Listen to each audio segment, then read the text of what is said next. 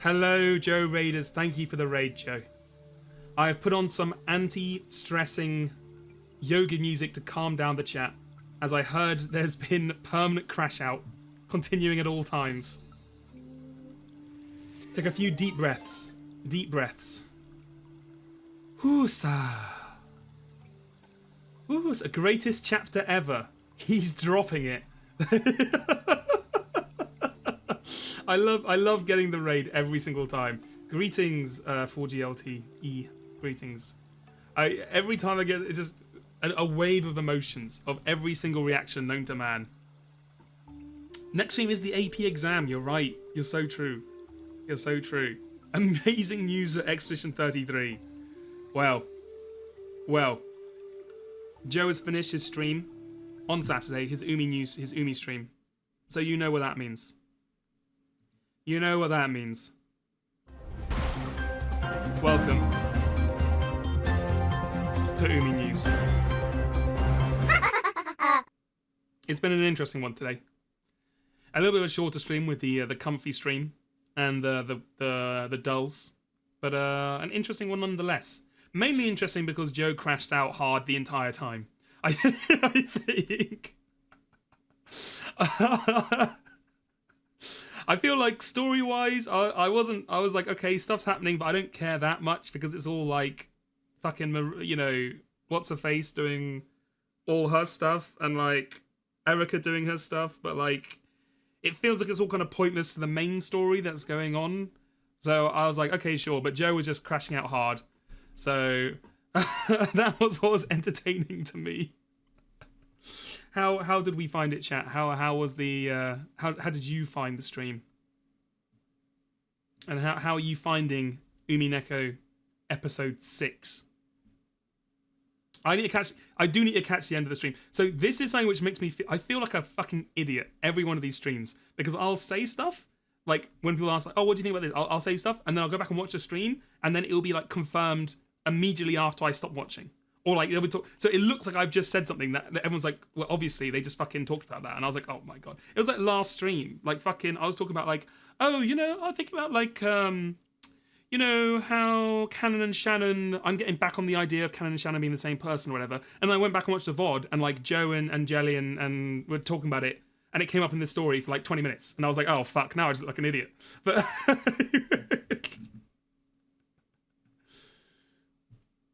Oh, huge news from Mouse here. I'm ignoring the mod chat poll and closing UmiDen anyway, declaring my intentions here. You heard it here first, folks. We had a poll in mod chat to decide whether or not we should wait until the end of UmiNeco before closing the channel, or to close it and then open it up for the streams. And Mouse is taking immediate action after, I assume, the insane crash out of today. Breaking news. Umi Full Agent here to say episode 6 is my favourite. Make of this what you will. Damn. Well, I'll have to get the rest of it. But we'll find out. But moving on with UmiNews. I know, for the first time ever, actual news in UmiNews. Very surprising. And to spin off that, I thought, you know, this week, we're going to take a different direction with UmiNews. I thought, you know, I do a lot of talking here. But it's time to reach out to you, the viewer, and really engage with the community. So that's why the segment in UmiNews today will be a call-in show where we will be calling viewers to hear their reactions and their talks at UmiNews. Okay, let us begin. Over to me in the call-in studio. Hello and welcome to the newest segment of UmiNews, the UmiNews call-in segment. That's right, you, the viewer, can call in at 1-800-UmiNews and have your say on the air. Now, looks like we have our first caller on the line. All right, line 1. Hello, you're on the show. Wait, what the hell is that Erica? Fuck, I don't speak Japanese. Nanjo, can you bring up the subtitles, please? Thank you. Okay, there we go.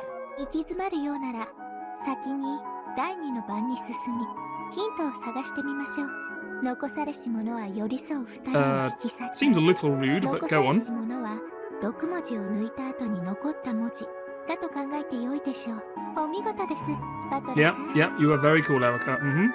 引き裂くという意味が4と5も潰せという意味なのか、4と5の間を開けと言っているのかは分かりかねますが、その着眼は良いと思います。 Alright, great. I don't even know how she managed to call it anyway from where she is. Anyway, on to the next guest. Hello, you're on the air. Welcome to the show. Hello, long time watcher, first time caller. I love the show. Oh, thank God. Like an actual normal caller. I was slightly concerned it was going to be all weirdos the entire time. Okay, are you a big UmiNeco fan? Oh yeah, of course, that's why I came here. I wanted to tell you about the true message of UmiNeco and why magic is real. What do you mean by that? Like, magic is real in UmiNeco? You're a magic believer? So, I finished UmiNeco 10 years ago, and I was so sad. But then one day, Beatorici came to me in a dream and told me that all of the characters in UmiNeco are in fact alien beings from a different dimension who created their proxy called Ryukishi, so he could write UmiNeco and find those who truly understand the message. Okay, I definitely spoke too soon earlier.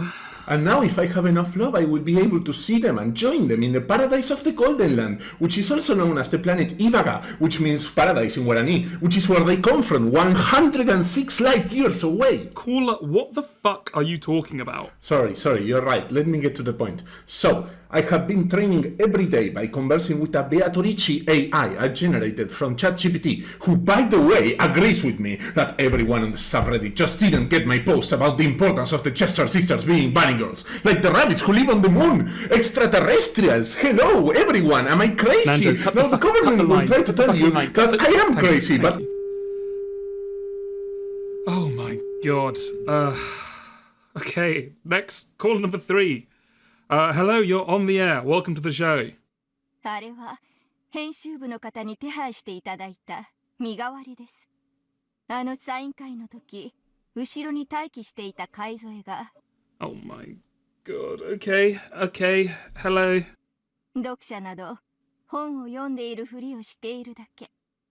作者名とブランドだけで本を読み、読んだつもりでいる。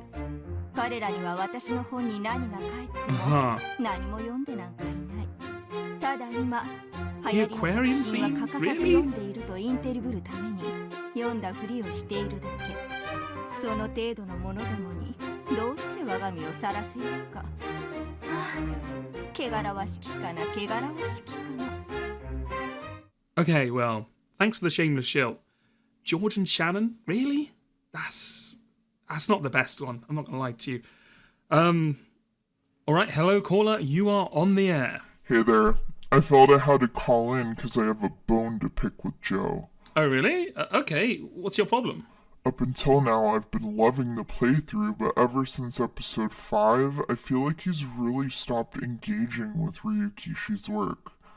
Just because he can't understand how UmiNeco's rules work and so cries plot holes, Seems a little harsh. he's given up caring about the mystery. He's also so rude to Erica, who's literally the only other person trying to solve it. I wish he cared about the story half as much as he cared about Zepar and Furfur's fucking butt fangs.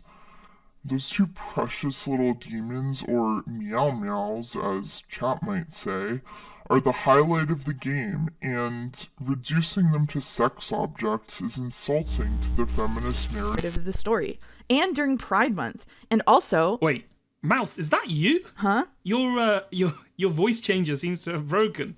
Oh, anyway, bye! Well, I think that just about does it for today's viewer call-ins. I hope you had fun. Back to our regularly scheduled programming. Wow. We'll probably never do that again. That was a nightmare. I don't know how these calls... I was expecting just some fun stuff about, talking about the plot or whatever, but that really went places, huh? But yeah. Okay, and I do have... Yes, thank you, Mouse. Thank you, Julie, for being the insane call-in person as well. Thank you. I do also have another announcement. Today, I was talking with Jeff You might know him as Jeff Keighley. I just call him Jeff. We're close like that. And instead of having a sponsored segment for Nanjo's moment of the stream today, I was talking to him, and he has given me early access, a sneak world premiere that he was going to show at the Game Awards. But he thought, you know what?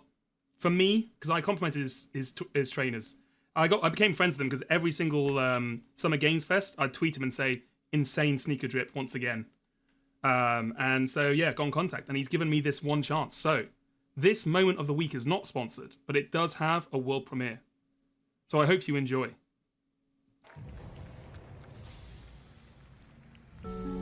In a world without hope. マリア早く走って In a time bereft of love. Only one woman can stand up for what's right and protect what's left. 私の目の前でマリアの指一本触れてみろ。元来た地獄が生ぬるかったことを教えてやるよ。UmiNeco when they die. This time, truth isn't the only thing running red. Engage in high-octane FPS combat. Run your fashion business and rule the industry.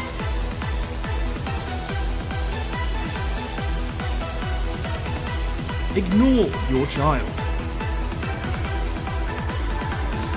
Show off your moves in the multiplayer mode.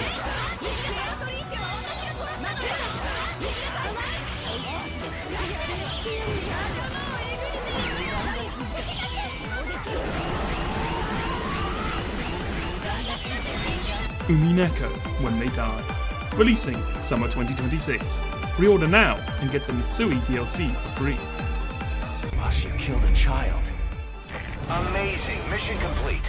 That right there is why you're the best, boss. Genji-san, the head of the servants. Goda-san, the largest one. And though he's just a kid, Kanon-san is a boy. Why doesn't Ross, the largest friend, simply eat the other 5? What the fuck is this? During the long wait, the two men's weariness and anger and sadness might make them lose their reason and act out in anger.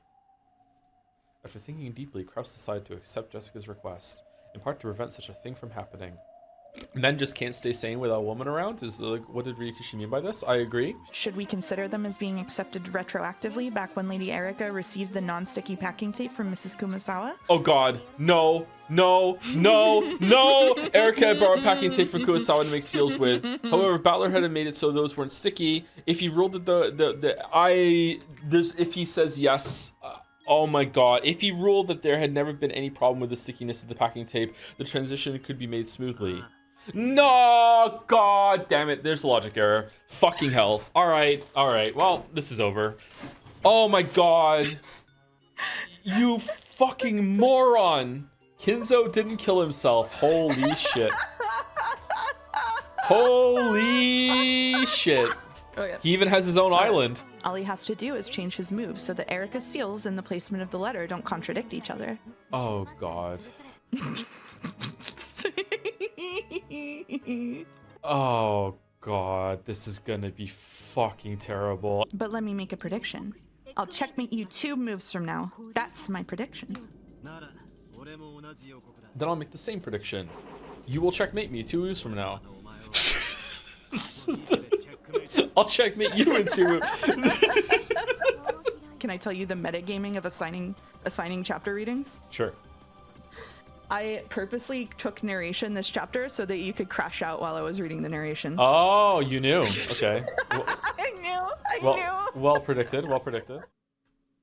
It's always it's always funny looking back at these, and I feel like you can tell a little bit of the vibe of the stream from the highlights, because I take them like one at a time, so I don't really look at them in like, you know, in the entirety until I put it all together. And I'm like, damn, there were a lot of crash out moments happening in this stream. I think when Mouse she read someone from Umi Den who was saying like the entire stream is just one slow train crash, and I was like, it's damn true. The entire thing was just Joe constantly crashing out, and every time there was like, oh no, but you don't understand, it's not like that, it's actually like this. He'd be like, Well, that actually makes it worse. And it just kept falling. Thank you, Takaka. Thank you. Enjoy your day. The slowest car crash for sure. Yeah. Well, we'll have to see what... we survived episode 5. It's going to be okay. Well, hey, we'll see. We'll see what happens. So, am I crashing out? I'm not crashing out. But I am like... almost like the last couple of streams, I've kind of been in neutral. Almost. I've just been like... I don't want to sound too Erica-pilled, but I was kind of like... I'm waiting for the stuff to happen. Like, they're setting up the stuff with the love contest. They're setting up the stuff with the murder stuff. That stuff with Erica, if the battler's body is or isn't in the room, that might have paid off. I had to leave before it ended, so I don't know what happened with that. But as I was expecting Joe to kind of like stream me or like raid me like 30 minutes before he did, I assume he crashed out for a significant amount of time. So I'll have to catch up on that one. Crashing up. Why would I be crashing out? Well, I haven't played the game before, so I've just been I've been experiencing it alongside Joe, for sure. But yeah. So, oh, sorry, yeah, not game, visual novel. I'm sorry. Yeah, exactly. That's the same as me, Julie. I'm just waiting for more stuff to happen. I'm waiting for things to get going. Seki news when? Oh my god. Well, first of all, that's on a Sunday, and I can't be streaming at fucking 2 a.m. on a Sunday. I got work, and also I'm already dying putting together UmiNews each week. It's almost like, do you know in like writers they have that thing? I can't remember which month it is, but there's a month where you're meant to write like 1,000 words every day or whatever it is. That's like the equivalent with this. It's like I've got to put together like 2 bits every week, which normally. Yeah, the NaNoWriMo, or Rimo, however you say it. No, not NaNoWriMo. Damn, mixing them together to the ultimate high. I mean, the fucked up thing is really, I don't really start working on it until like Wednesday. I'll go, Sunday I'm like, I'm free. I can just, play games, I can chill, whatever. Monday I'm like, fuck, I don't know what the hell I'm going to do for UmiNews. I got to work something out. Tuesday I'm like, okay, I've kind of got stuff going. I should probably start thinking about working on it, but it's whatever. Wednesday I'm like, okay, I probably should work on it, but I'm too tired. Thursday I'm like, okay, I'll do a little bit. I'll put some stuff together. Friday I'm like, oh fuck, it's tomorrow. I got to do like half of it. And then Saturday I'm like, shit, it's like 12, it's midday. I got to work on this for the next like 6 hours straight. It's basically... You got in so much trouble for making the joke about closing Yumi Den. I used my stream to cause chaos. Hey, I'm all for it. You can use my stream to cause chaos all you want. It was fake news all along. My God, we can't escape fake news, fake Yumi news. But yeah, it really is a new show for sure. And I feel bad because like this was the first one where I had to get other people to call in, so I had to like message people like on like Thursday night, being like, I really should have messaged these people like 3 days ago, but do you want to do this thing? When's Fate news? Well, probably like 2026 when Joe starts streaming Fate, I assume. Yeah. But yeah, my opinions. I was never as into the mystery stuff as like Joe was. Like I enjoyed the mystery stuff, but I wasn't into the point where I was like, okay, this is every single thing they've said, and like here's the logic behind X and Y. I'm not like a huge mystery pilled kind of gamer, so it didn't matter as much to me as it did to Joe. I'm willing to be like, okay, sure, it doesn't make sense, but I'll carry on for the narrative, which I think Joe did as well. But he wants to confirm that stuff kind of like doesn't work properly, and so it kind of comes up with a conflict. But yeah, so I just kind of like. Yeah, stalling, we'll say. All will be revealed in the Golden Land. Yeah, so if you haven't read UmiNeco before, how are you feeling about how optimistic are you about the ending of UmiNeco? Are you like, it's going to come back, it's going to win it all back, it's all going to come round? Like, even if it doesn't finish everything, it's like the ending will be strong enough that it's good? Or people are like, no, it's only downhill from now. How are we feeling? Also, yeah, Yugtha, or whatever I told Julie to say, that is a real planet, by the way. I did look that up. It never really went down for you. It was only highs. Damn. That's next level. I spent 20 minutes looking on Wikipedia, name of all planets, and then trying to search things that would be very vaguely related to UmiNeko. I can't believe out of every single exoplanet that the fucking humanity has ever found, none of them have been named Golden anything, like in any other language. I had to set a design called Paradise, which kind of like half fit. But anyway, NASA scientists, get fucking on that. Every episode has been better than the last. Episode 6 is actually your favourite. Damn. That's good for you. I respect that. Now you know how Uchikoshi does his research for his games. Damn. You're right. No asteroids named Beatrice. I didn't look at asteroids. You're right. I should look at asteroids. But when I got to this part, I basically felt the mystery was set dressing. Yeah, I mean, that's kind of what I feel like as well. It's like the mystery is kind of like...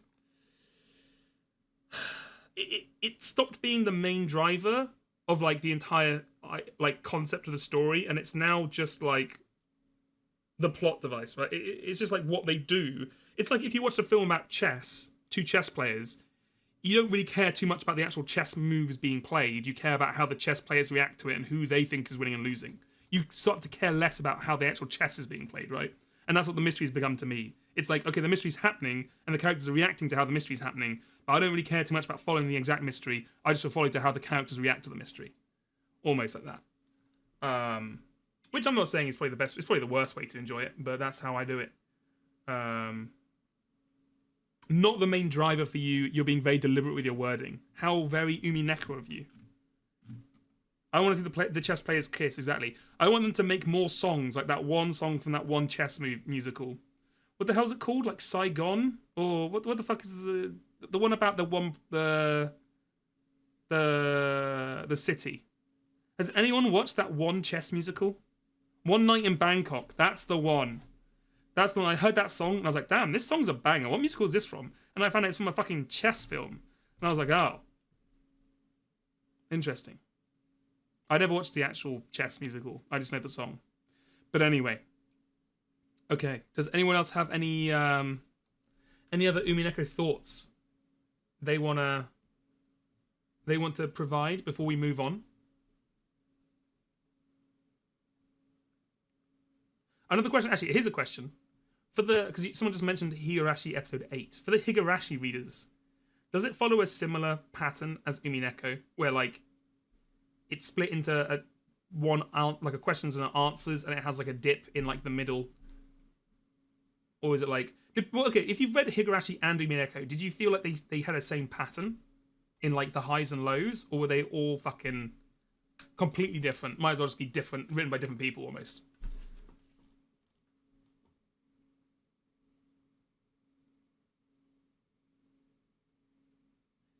UmiNeko being named answers is based on Higurashi. Interesting. Interesting. You liked answers a lot more than questions for Higu. Interesting. There you go. Well, that just means that Sakonia has to be even better than UmiNeko, right? And so it just constantly improves, right? That's how it works. I mean, he's written more books now, so he must be a better writer. That's how writing works, right? Well, you know what it's time for, don't you? It's after Saturday stream of Joe's UmiNeko. That can only mean one thing. It's time for...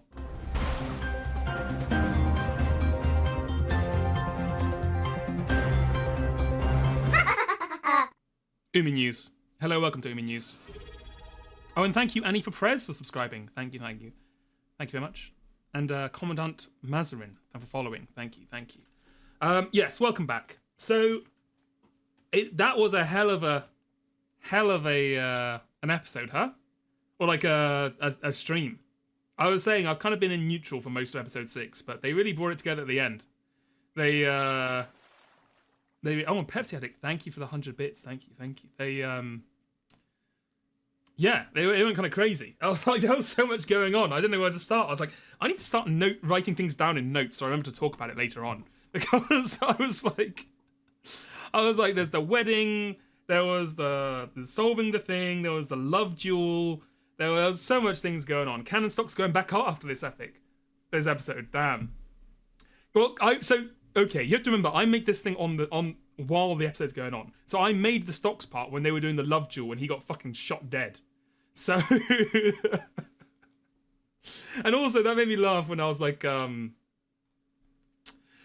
that made sense later on when they explained like he feels like he owes Beatrice. But you know when they were both dead and Beatrice is like, I need to solve the locked room puzzle, and Cannon's like, why do you give a shit about that? We're like ghosts now. Who cares? We do whatever we want. And she was like, yeah, but I want to solve it. And he was like, okay, I guess I'll go and solve it for you, and I'll just go and get myself trapped for eternity in the locked room closet.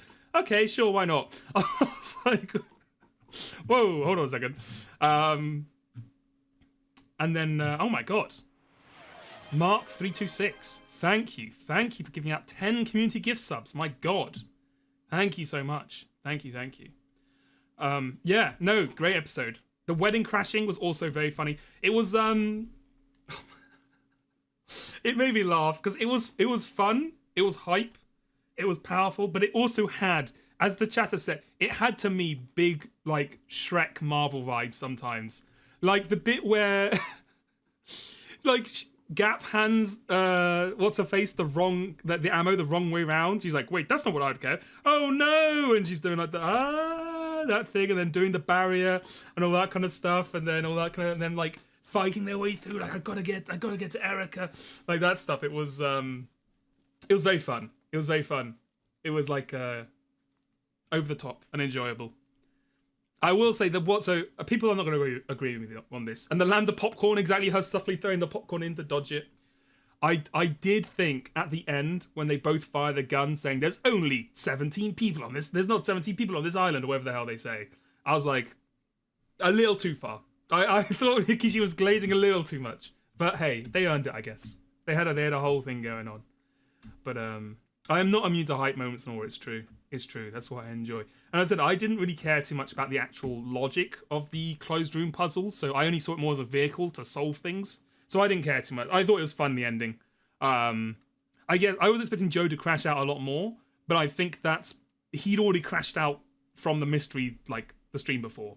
So I think that's why he kind of he was kind of chill with it this time. Thank you, Happy Kirby, for the bits. Thank you very much. Okay, so I also I have to be honest with you. I had a minor medical emergency this week. Nothing serious. I had an issue with one of my teeth, which means one of the bits I prepared today didn't fully get finished. It's a little rougher than we'd expect. And by that I mean I only have PowerPoint images and a draft of a script written out. So this one's going to be a little more rough than the average UmiNews bit. But we'll get there. Okay. I want you to imagine in your minds that this has all been edited, and it's like, wow, what great production values. Okay, here we go. Especially after it was so funny. I remember on the fan art thing, Joe was like, wow, Wars really puts in a lot of effort with those UmiNews bits, and I was like, shit, that's the wrong week to have that on. But anyway, okay, everyone lock in. Okay, so here we go. It is just like a VN, exactly. Okay, so I haven't recorded this, so so yeah. In local news, we're going to head over to a interview I did with a local university who have been trying a interesting new course over to me at the university. Okay, now I need to click this thing. Hold on. Everyone hold on. That's the wrong one. Hold on, I got to switch the views. There we go. Okay.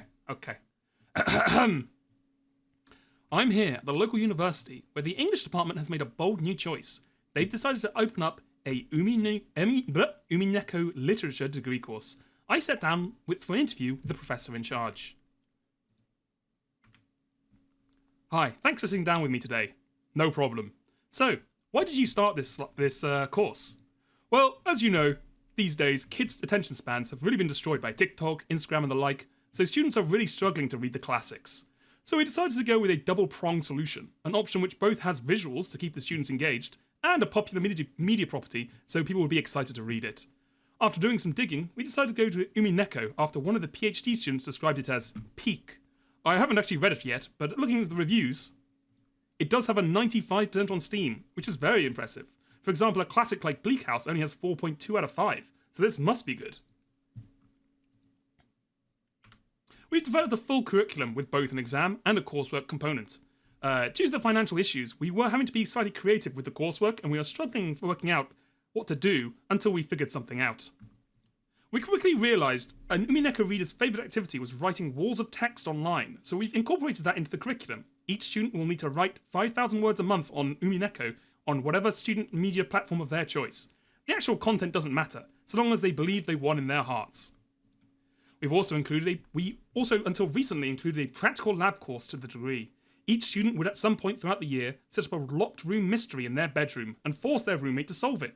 Whether they actually solved it or not was irrelevant, as long as the two bonded over the experience and realised the deeper metatextual implications set in the studio. Well, we did do it until the incident. Anyway, we're very excited to continue the course over the coming years. Well, that is exciting to hear. But I do have one question. Don't you feel like an entire degree on such a niche topic is wildly impractical and will have little relevance in the outside world? Please. It was already an English degree. How much lower could we go? Besides, the course already has a very high level of interest. In fact, we had a new applicant who's meant to take the entrance AP exam test this Tuesday. Although he didn't show up. I wonder if he said he was too busy lying or something? I guess that was more honest than the usual dead grandma excuse. Well, thank you for your time. Back to you in the studio. Thank you, me. Thank you. There we go. You got an ad? No! Fuck! An ad during the UmiNews? Hold on. Where did we get to? In the ads? No, that's a nightmare. And literally today was the day I changed it to 3 minutes because everyone was going, oh, you save more time on the back end so you can do it during breaks. Fuck! Okay, wait, hold on. Okay, well, we'll save it until 3 minutes are up. I'll talk more about UmiNeco. That's so annoying. You can't skip ads during the ads. That's so annoying. You can skip ads before ads. It's fine. Hold on. It's fine. I will pause until done. That's so annoying. I should switch it back for Saturday. I need to remember that. Thank you, Julie, for gifting a sub to Hello It's Mouse. Thank you. What else was I going to say? Okay, yes. UmiNeco happened. The wedding. Yeah, there was the scene with Erica. It's funny because they made Erica out to be such an evil person. This scene, like, there was the whole thing with the ring and all that kind of stuff, and then at the end, she's like, "Stand proud. I need to do my final fucking. I need to do my last stand of have my weird grimace on my face as a villain should before I die." Damn, a KFC and a Kit Kat ad. You're living the dream, brother. You're living the American dream. So yeah, I was like, I don't know which way they wanted to go with him. With her. I guess it's just a classic, redeem a character at the end kind of thing. Well, not really redeem, but let them have their own moment. Okay, yeah. How? So, oh yeah, that's a good question. I normally ask this. So, how do people feel about episode 6? Did we feel like it was peak? It was good. It was okay. Like, it had a really good ending, but it wasn't worth all the hype. I think I would say... Would I say it's better than 5? I think at the moment I would say it's better than 5, because I don't really remember much about 5, to be honest with you. I mean, you had the introduction with Erica. You had that whole thing with Erica, basically, which is fun. But I think 6 is better. I think 6 is better. You got a weird ad, no idea what it's for. It's for Wars with an old anime man on the screen. I know, that one's a nightmare. Okay, the ad should be over now. Sorry, that's my bad. Sorry, everyone, sorry. You came at the wrong, the timings of the ad and the stream overlapped perfectly to be right in the middle. Okay, did you get to the end of the university bit, or do I need to go over the last couple of seconds? How are we doing? You think 5? I think 5 is the most forgettable episode for me, for sure. Okay, wait, where did we get to? Where did we get to at the end of the thing? Hold on, let me pull it back. Hold on. Did we get to this bit? You cut right off before saying something funny? I don't think that's true. I've never said anything funny on this stream in my life. After the fire part. Okay, hold on. Okay, we're reusing old jokes on the same stream. This is the next level. Anyway, we're very excited to continue the course over the coming years. Well, that's exciting to hear, but I do have one question. Don't you feel like an entire degree on such a niche topic is wildly impractical and will have little relevance on the outside world? Please. It was already an English degree. How much lower could we go? Besides, the course has already had a very high level of interest. In fact, we were meant to have a new applicant who was meant to take the entrance AP test this Tuesday, although he never showed up. I think he said he was too busy lying or something. I guess that was more honest than the usual dead grandma excuse. Well, thank you for your time. Back to you in the studio. That's all you missed. It wasn't too much. I've become a real streamer, reusing topics. Exactly, so true. Yeah, you're right, Julie. If people wanted to watch it, they should like and subscribe and hit the bell icon. That's so fucking true. Dalmec, thank you for the subscription. Damn, I shouldn't have resubscribed or subscribed. The ads were better. That's probably true. I bet you there's been a lot more money put into those ads than into my bits. Think of all the hard-working ad professionals and marketers that have gone into doing those bits. I cut off right off, said, although he should never showed up, I think he was ads. Okay, well, before we do any more discussion, let's get on to the moment of the week. Very exciting. The UmiNews network has brought up a new TV show that will be airing soon, which we'll have as our sponsor for today. I hope you enjoy. Thank you. Oh, and thank you, Mouse, for gifting a tier 1 sub to Anderson JPH. Thank you very much. Thank you. Anyway, please enjoy. There were quite a few moments. The last, third of this stream had a lot of moments. I was having to clip like a madman. I won't lie to you. Anyway, here we go. I never know how to introduce these properly, so here we go. Nanjo's Best Bits is brought to you by the following sponsor. Welcome to the all-new chat show that won't be to fight for your love. Zeppow and Furfur will be summoned onto your screen soon. Catch up on all the latest gossip.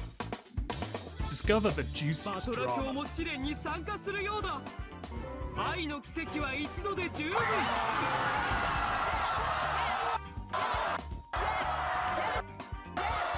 Even featuring a variety of guest stars. You can blow this. I'm gonna kick it up a notch and say, kill. I would kill. Yes!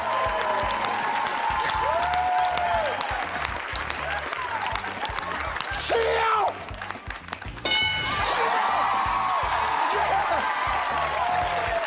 Yes! Zeppow and Furfur, Fridays a date, coming to you soon.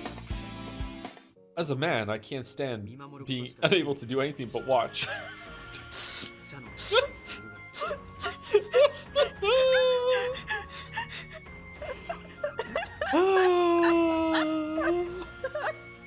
D20 failed. D20 failed. Most likely, Battler planned that the murders of the Second Twilight were going to involve ingested small bombs, like in episode 2, especially with Nanjo, so he made them all vomit up the small bombs in that room after it so they exploded in the middle of the room, blowing a hole in the floor so they jumped down through it. The seals were intact and any of them were able to go over. We don't even know which of the 5. There you go, done. Renove had touched the bases of their big ears from behind. It was clear that he applied some sort of magic. Funny magic. 410 was clever. She had predicted that Virgilia would go for a spirit particle attack and had folded her ears and 45s over beforehand. The bunny ears were the key the whole time. Beato cut through the crowd of scampering goats like Moses. Sure, her goal was straight in front of her. In the place where Erica and Goda? I hate that guy. Still, when I complimented his stew, he would sometimes turn red and say there was enough for seconds. I would have been so, impressed if it had just been, I hated that guy, that's the end. Yeah, I Move hate on. that guy. Yeah, that's it, yeah. I know.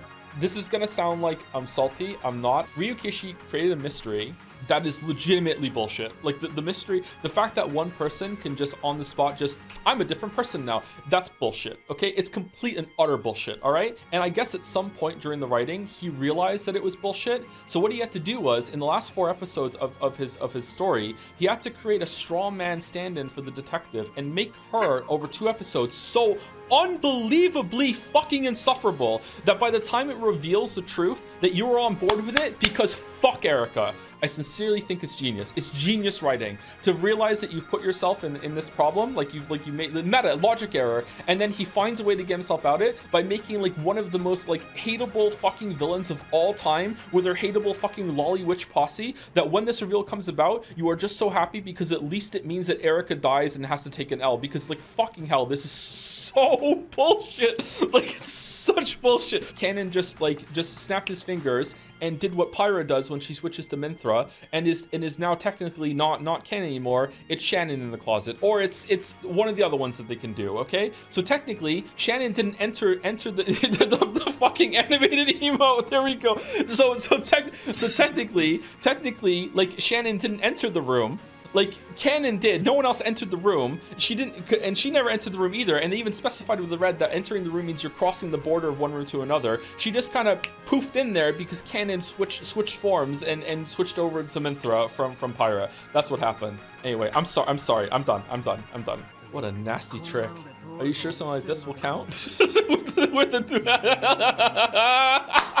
Yes! He's immediately back to me! Immediately back in line! Yes! With a trick like this, those humans will start complaining of it again how this is no mystery. Exactly! Wow. I gotta say as well, what really made me laugh, first of all, thank you, Answers, for rating. Thank you. What really made me laugh was, like, in the first 4 episodes, right? Like, you know, Ryokishi, he's being a bit more subtle about it. It's like, oh, you know, this is like how about like, oh, you know, the magic is this. And have you noticed that like all the heads and the main characters are always like these things like male, and it's male dominated, it's about feminism, it's about this.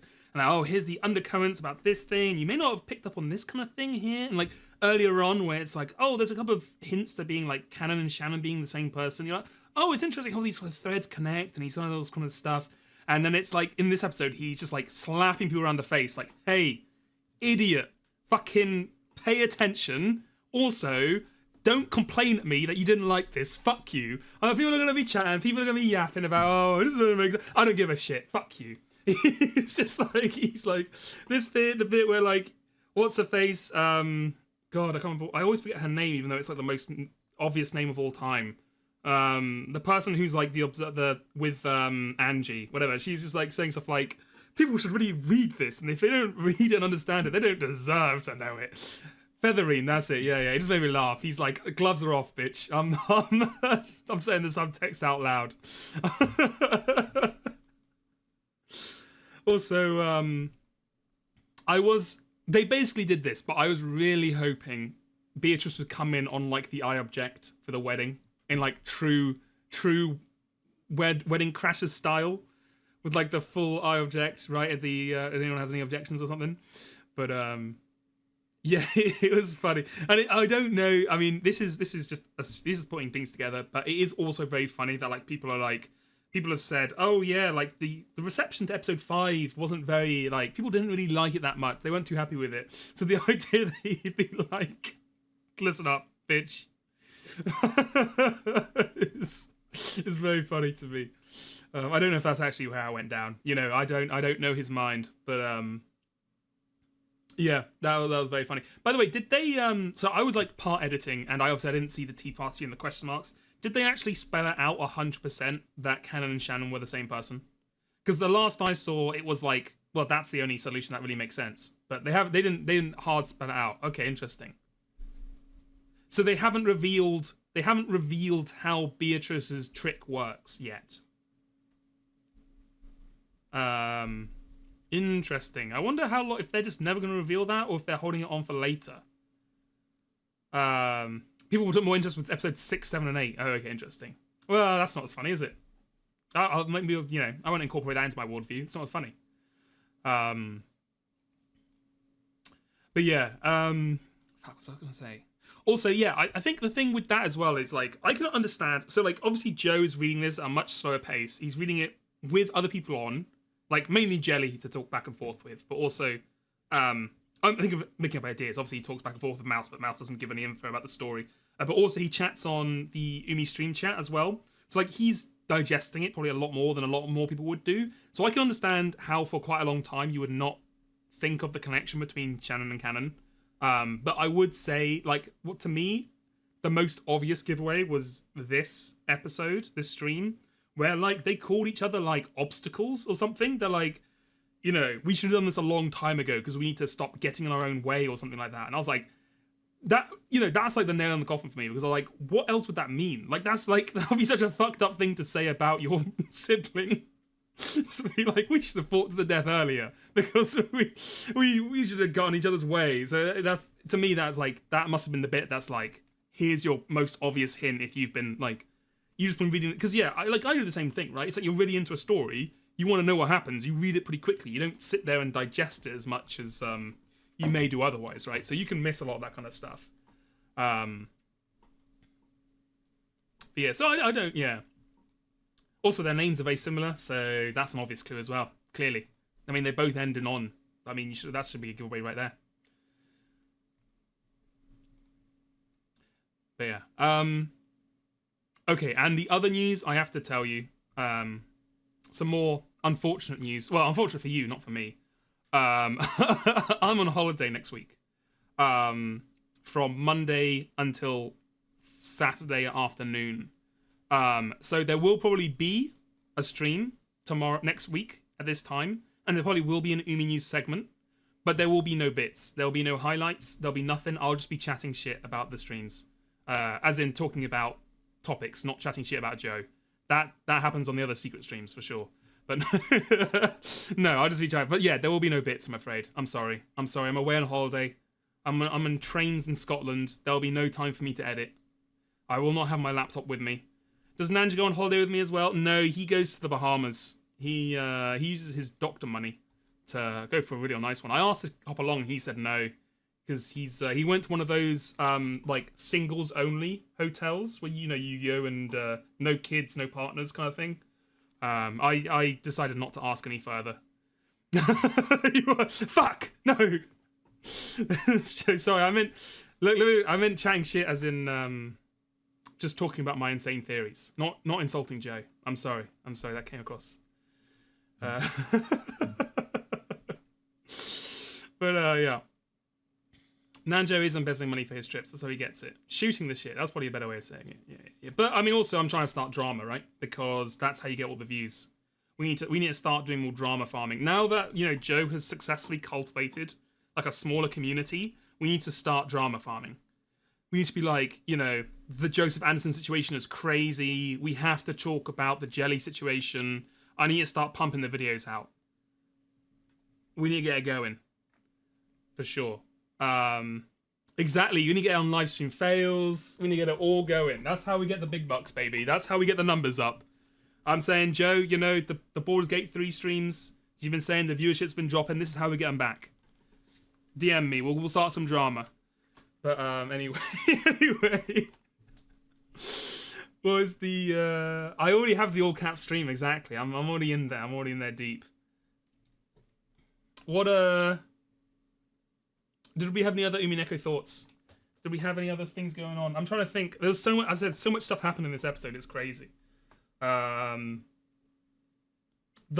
duel as well. Yeah, it was interesting.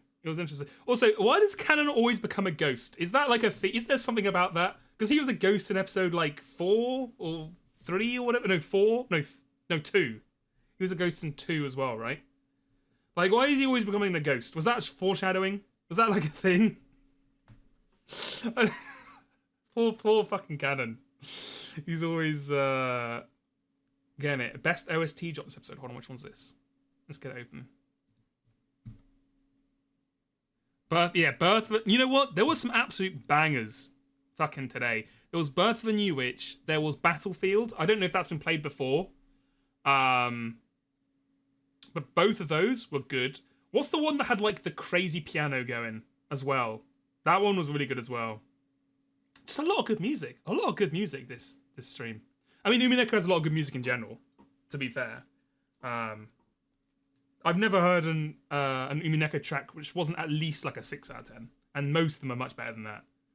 I missed a really big revelation at the end of the episode. Oh my god. Fishy Aroma is your favourite. Fishy Aroma does have a little sang going on for sure. That's funny.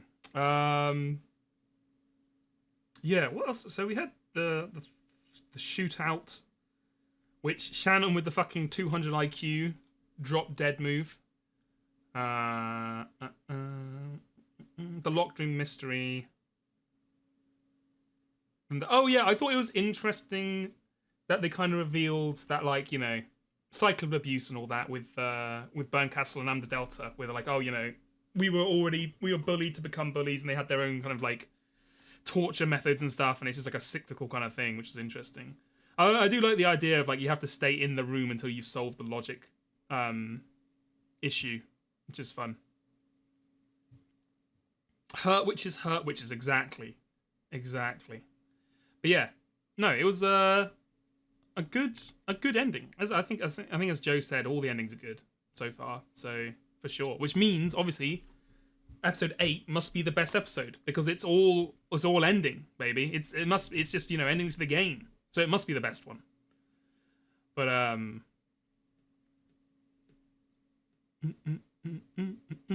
yeah.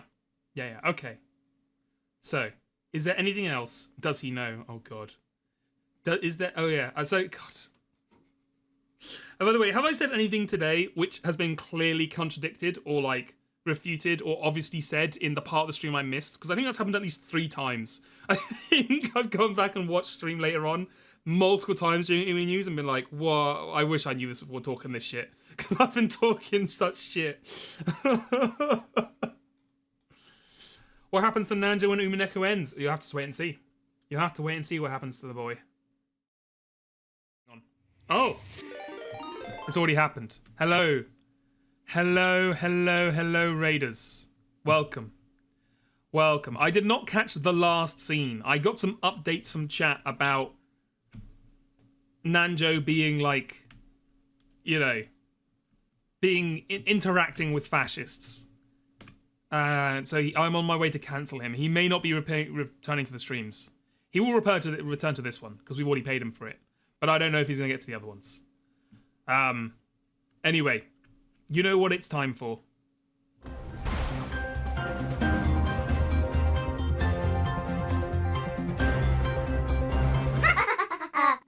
Welcome. It is a time for drama and it's a time for cancellations. We're cancelling Nanjo for helping Nazis. We're cancelling Beatrice for being the daughter of a Nazi. We're cancelling Mouse for wearing fascist insignia on her clothing in fan art. I mean, that's just outrageous. We're cancelling all fan artists who drew hate symbols because I'm pretty sure that's literally illegal in like multiple European countries. We're cancelling Joe just because. I think it's about time. He's had it too good for too long. You can't even cancel Kinzo. I feel like he's pre-cancelled. You know what I mean? Like, you already knew he was a bad guy. If anything, he comes out the best of this. We can cancel Dalmek as well. Just throw him in. It's like a buy one, get one free kind of deal. Cancelling them. Obviously, I have to cancel myself because I interact with Nanjo. Jelly we can cancel because he complimented the hate symbol as well. Yeah, cancelling Beatrice as well for the soy sauce comment, for sure. Greetings for GLT. Greetings. And then double cancel Joe again. Why not? Hello, welcome. So, as you may have known if you were here last week, I have been away in Bonnie, Scotland the last week. I have not had much time to do many bits, I'm afraid. I had enough time to bring this clip in. You do not, under any circumstances, have to hand it to George. But that's about as far as I got. So I'm sorry. I'm sorry there will not be as many bits. We can still talk about UmiNeko. We can still chat it. What we did find, though, actually, before I continue, Julie messaged me. Julie, an intern working on UmiNews, he was sorting through the archives and he found a lost record of a previous early season UmiNeko stream that did not make it to air before any of the new episodes. It's a hidden gem we found, a lost record, exactly, if you will. Cancelled. None of us are free from sin. That is damn true. So we can watch this together as we discover new and unseen, completely legitimate, true and real old UmiNeko bits, UmiNews bits. Enjoy. Thank you, Walrus. I'm here in the field with a very interesting bit of news concerning something that happened in Rokkenjima lately. We're very timely and organized here. As we know, Episode 1 will be ramping up with the upcoming collab between famous voice actor Greg Chun and Average Joe Joseph Anderson. Yes, that is his actual name, by the way, according to our most recent data. But right now, an insane 6-person mass murder has occurred overnight. I am live right now with Ushiromiya Butler, discussing the status of this completely straightforward murder mystery. Butler? Thank you, Walrus. I'm currently crashing out because my parents are fucking dead. Like, forever. There's so many parts of their characters we did not get to explore. And I don't even know what's going on here. I feel like I'm missing a lot of stuff. If only I had some sort of objectively true statement, perhaps color-coded, that could help me figure out this thing, that'd be great. But as we know, such a thing does not exist, because magic is fake as fuck. Truly so. What a magnificently gripping bit of mystery. Do you have any theories as to what may happen next? Oh, definitely. I know this story still has a long way to go, so I imagine the rest of my family will be killed over the course of the next 10 days, since there are 10 Twilights and obviously that means we've got 10 days in Rokkenjima, maybe even one per episode. I assume my character will not be developed further, since as we all know this is slice of life bullshit and I just like boobs. That's like my single character trait. Extremely enlightening. I'm sure all of these predictions will hold water as we carry on. Any final thoughts you'd like to share? Yes, surprisingly, I'm feeling a bit of a lack of anime bullshit so far. I'd really like for hot witches and bunny girls to show up. I'm also extremely bored here due to the lack of sword and magic fights. There's literally nothing to work with here. Well, you've heard it here first, folks. From this preliminary analysis, we can only assume Joe will hit a great vegetables moment when time travel is inevitably introduced as it happens in all visual novels. This has been Walrus live from Rokkenjima. Back to me in the studio.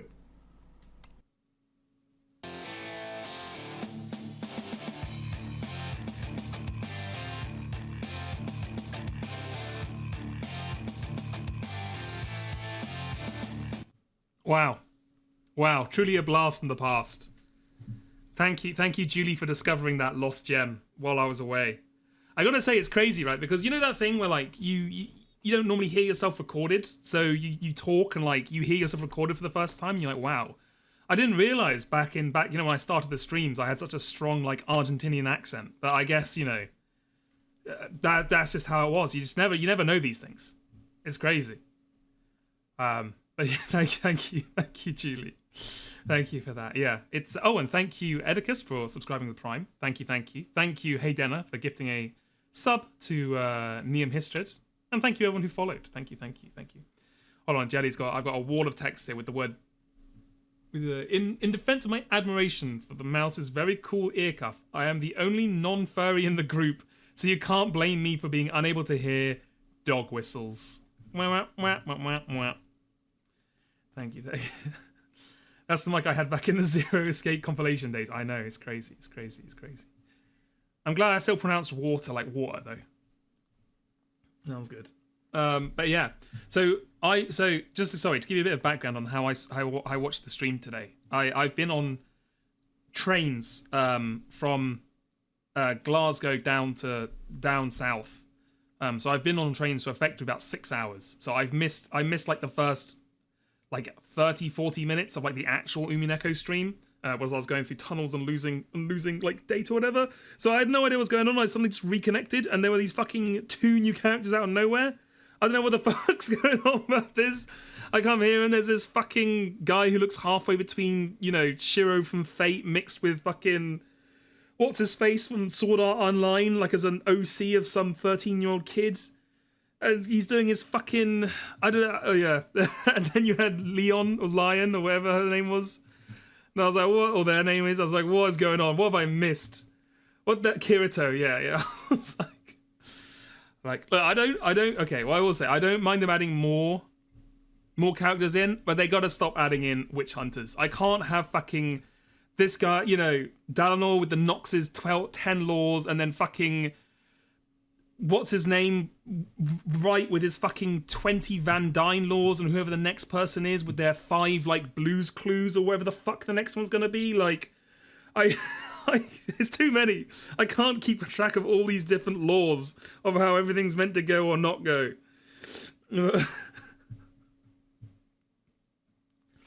Blues 35 clues, exactly. Can you look up the Van Dyne laws? So, they, them. Sorry, they, them. Sorry. Their things. Is Lion new? They subbed in the very first stream of UmiNews, didn't they? You know what? It's fair. Is Lion going to turn out to actually be Sakataru? Is that the twist? I wanted to ask, did they actually go through all the Van Dyne laws on the stream? Because we can have a look through them now. I don't know if that's well, I guess it's not spoilers. I don't know if that's worth doing, or if that's gonna like ruin parts of the stream later on. Hold on, we can have a look. Because I hadn't heard of Van Dyne at all either, to be honest with you. Like, I think I'd vaguely heard of like Nox's laws as like a thing from like a million years ago that I never really followed. I think mainly because it came up on which David Cage game is it? The one Indigo Prophecy, when they go to the bookshop with the wise Chinese bookseller who turns out to be like just like a New York or whatever. I think it came up in relation to that. Because basically they were like, this is how it's going.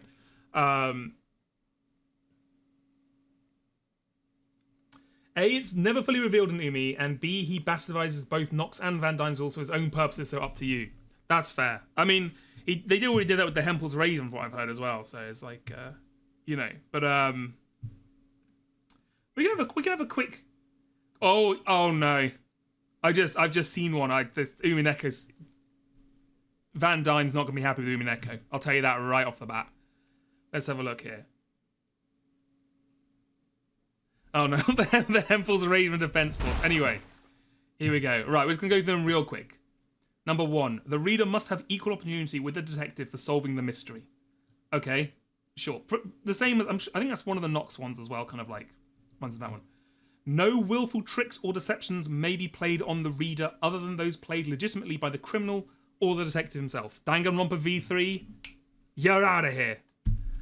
There must be no love interest in the story. No love interest in the story. UmiNeko, you ain't passing the bar. I'll tell you that right now. Hold on. To introduce amour is to clutter up a purely intellectual experience with irrelevant sentiment. Jesus. No love. Why does the guy who's all about heart and motivation quote this guy, who's like pure logic? Interesting. The detective himself or one of the official investigators should never turn out to be the culprit. Okay. This is bald trickery, on par with offering someone a bright penny for a $5 gold piece.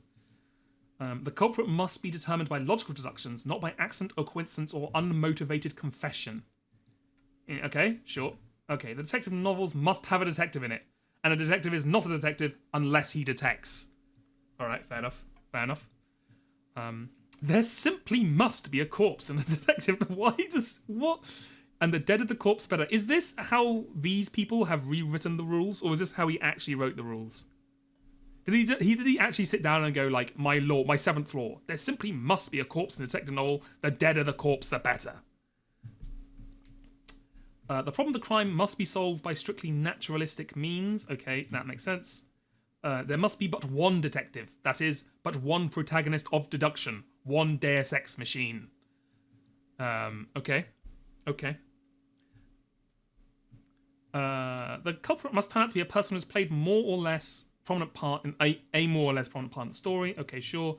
Servants, such as butlers, footmen, valets, gamekeepers, cooks, furniture, and the like, must not be chosen by the author as a culprit. It is too easy a solution. I mean, okay. You know, I'm not gonna argue with you. He's written 20 laws. He must know he's written 20 rules. He must know his stuff. I'm not gonna argue. There must be one culprit no matter how many murders are committed. That is a wild one. That is a wild law to have. I feel like you've really restricted yourself there. The culprit may of course have minor helpers or a co-plotter, but the entire onus must rest on one pair of shoulders. The entire indignation of the reader must be permitted to concentrate on a single black nature. Secret societies, Comoras, Mafia, et al. Have no place in a detective story. Okay, damn, alright.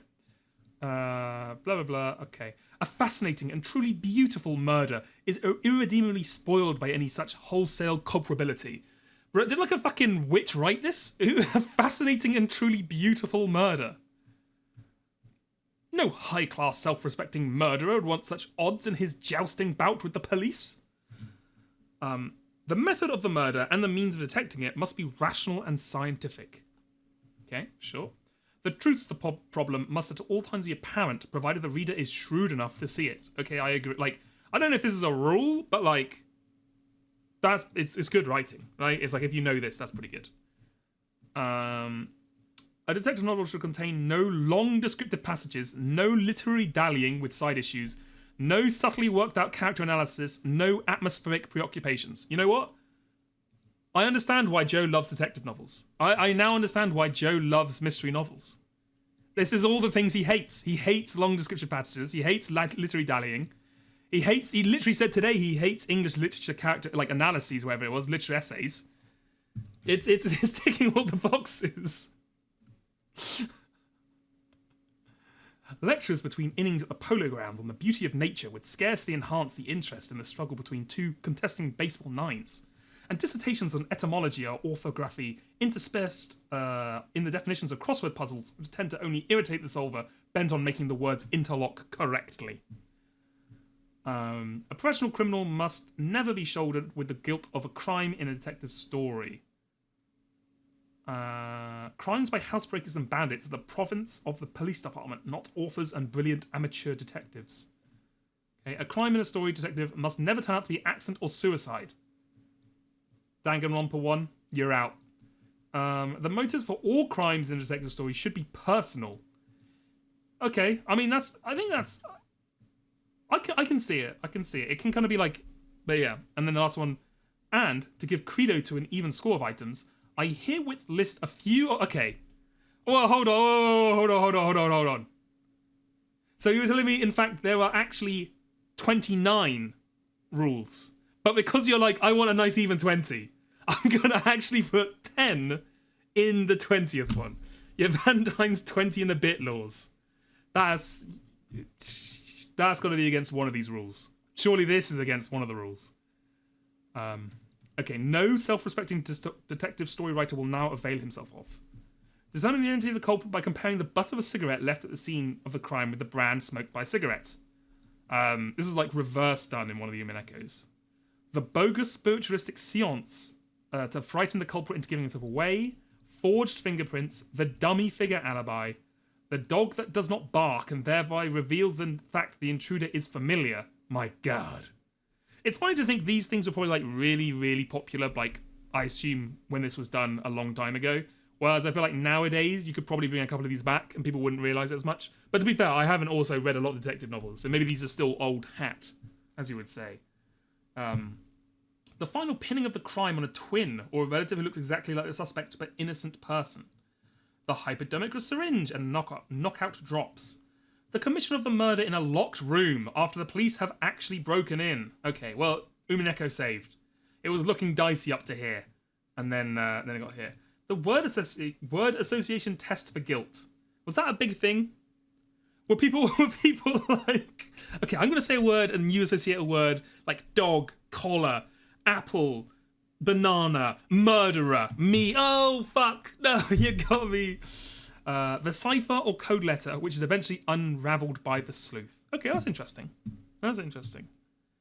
Thank you. I keep turning this up. Okay, we're back. Anyway. Yeah, Murderer says what? Yeah. Okay, well, that's interesting. Those are interesting. It's interesting there's some overlap as well between the Nox's laws and that one.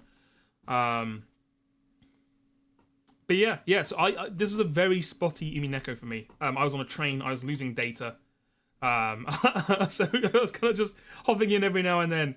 And then is Nanjo going to address the accusations today? We're going to have to make like an apology video for Nanjo for next week. We're going to have to do a Nanjo apology video. To try and... So am I going to execute Nanjo for his war crimes? Look, it was 1940 whatever. We've all done crazy things in our youth. You know? And like he was like bound by the Hippocratic Oath or whatever. Like he can't not help someone, right? The poll voted in favour of Nanjo, the coin flip did not. Damn. That's heartbreak. Everyone's cancelled. Who knew the Umineko streams would be cancelled not because Joe got tired of the story, but because everyone on them cancelled each other out. Well, cancelled each other. Including all the characters. So my live sellout Nanjo reaction could not be any more relevant. Yes. I started streaming about the time they were deciding, like, they overheard some of the Italian soldiers talking about attacking the Japanese soldiers to, like, secure the island and not split the gold in half. So basically anything after that I kind of missed out on. Apart from I got a few updates that Nanjo was, like, you know, helping heal someone or something. And then someone linked a clip of Joe saying, we must kill all the Japanese, which was pretty damning, if I say so myself. Pretty damning. You unironically feel like Nanjo basically did nothing wrong at that point in the story. He basically did bad things a year later when it came to Beatrice 2. It's interesting, isn't it? Also, I was like, I don't know. This is such a pointless point that literally only deserves to be in like a Cinema Sins style analysis. I don't know if you can get 10 tons of gold on a submarine. Can they carry that much? That seems like a lot of tons of gold. But yeah.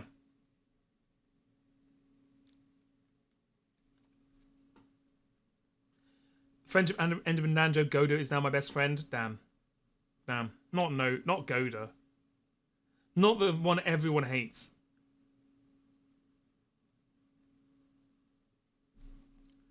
But yeah. So sorry, I was just thinking. I've been thinking hard because we started the new chapter. It's interesting because I feel like chapter 6 they ended with Lambda Delta or Burncastle, sorry, being like, this is gonna be the most clinical. I don't give a shit about story. I just want answers. I want everything. It's gonna be like a maths puzzle. That's how fucking dry this shit's gonna be. And then you get into chapter 7, and they're like, oh, hello, 2 new characters. Kinzo, tell me about Beatrice. Well, the year was 1942, and I had been stationed on the Japanese soldier when an Italian beauty came. I'm like, what? Hold on. Wait, hold on. What happened to the clinical puzzle solving? Why are we getting the deep Kinzo lore? Like, I'm not against it. I'm just saying it's interesting that, like, I thought we were doing, like, I thought this was going to be all, like, you know, stats at this point. But, I guess it's because after this has happened, the actual events on, like, Wakinjima are going to happen, like, bam, bam, bam, bam, bam, bam. But, yeah. Interesting. And another nickname for Beatrice as well. Just to collect them all. We got Bici, we got Beatrice, we got Beato. How many more can we get? Episode 7 had all you were eagerly awaiting for. Oh. What do I think Lion's deal is? I think... You know what? I could tell her and Battler were related. Because I think mainly, from what I've seen, mainly what she wants to do is just fucking pinch the other guy's ass. You know how Battler had the obsession with boobs? She has the obsession with the guy's ass. It's come full circle. I like to imagine there's someone who's like a huge Umineko fan who's like, see, they're like furiously typing. They're like, see, don't you see Fucking, this is why it was essential. Sorry, they like pinching. Sorry, apologies. They like pinching the ass. I like to imagine there's someone who's been fierce typing like, don't you see? This is why Battler had to have the boob grabbing scene in the first episode to show that he was culturally related to Lion. Like, it all makes full circle. It was essential. It was essential to the plot. Like, come on now. Come on now. But yeah, I need slightly less ass pinching. I think that's the important part. But I don't know.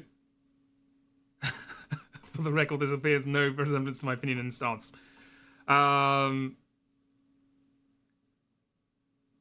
Yeah. I have no idea. I mean, I have to guess. Again, like, sorry, I was very patchy with my internet today, so I don't know what exactly was explained, but like, I have to guess Berncastle brought them in for some reason that she didn't seem very willing to explain to write. I guess they're there for some reason. I've got no idea. I literally have no idea why she's there.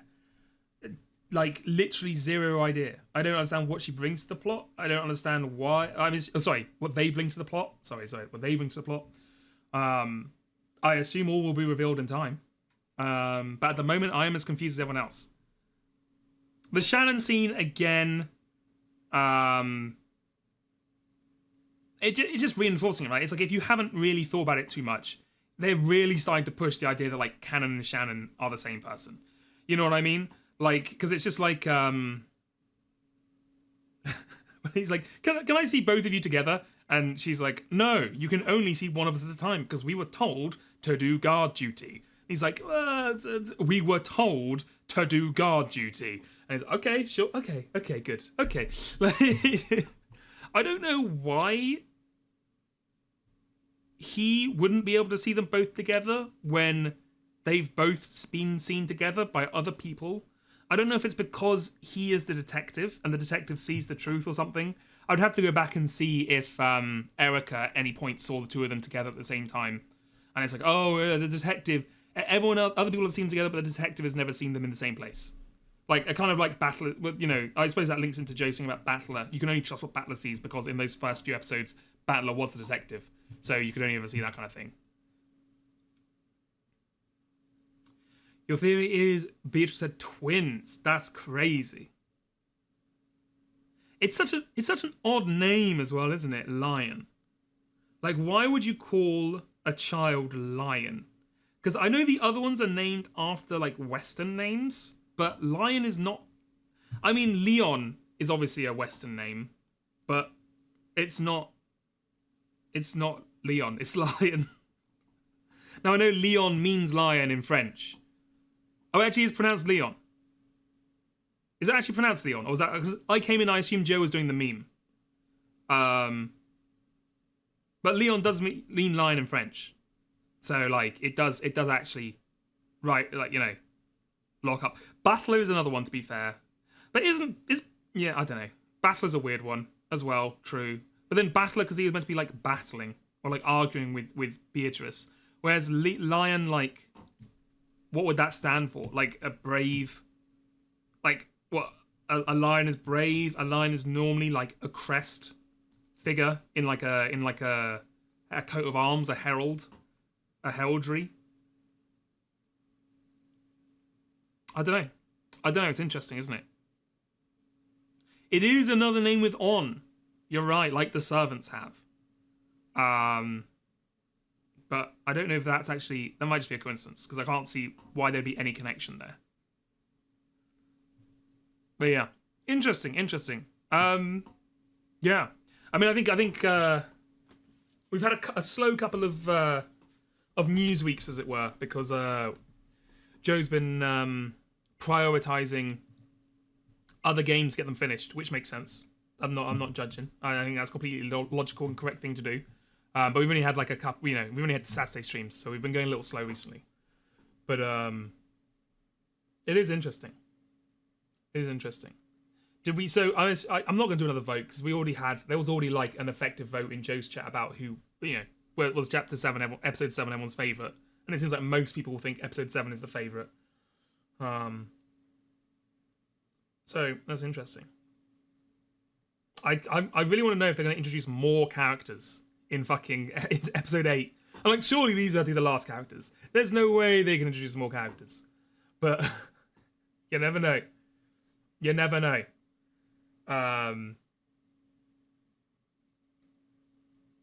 Yeah, interesting. So yeah, it's I don't know. It's off to an interesting start, but not exactly a gripping start. It's kind of like, okay, it's cool to see like how, to me at least, it's cool to see how, like the realistic version of how Kinzo got the gold and why he chose the island and kind of like why he's obsessed with Beatrice. It's quite interesting, but like I kind of want to see what's going to happen more, right? It's interesting. You want to get into the group. I mean, it's only the beginning, so it's fair. We'll see. Oh, they're giving you they give icons for clip leaders now. That's crazy. Ravane Crowford, congratulations for being the new top clipper at 17 views and now having a gold little clip icon next to your name. Congratulations. Yeah. Was there anything else anyone wanted to discuss about UmiNeko before we move on?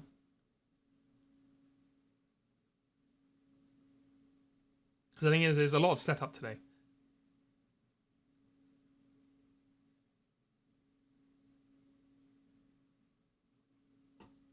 In the last chapter, last page, we have Battle of Secret Second Twin Murderer. And Rikushi will break onto the screen, point to the guy and said, "It was him." That's fair. You just love UmiNeko? Hey, that's completely legitimate to do. You can love UmiNeko all you want. I am certainly enjoying UmiNeko as well. I think I can't say I love it until I've watched all of it, or read all of it, or let Joe and Mouse read it to me.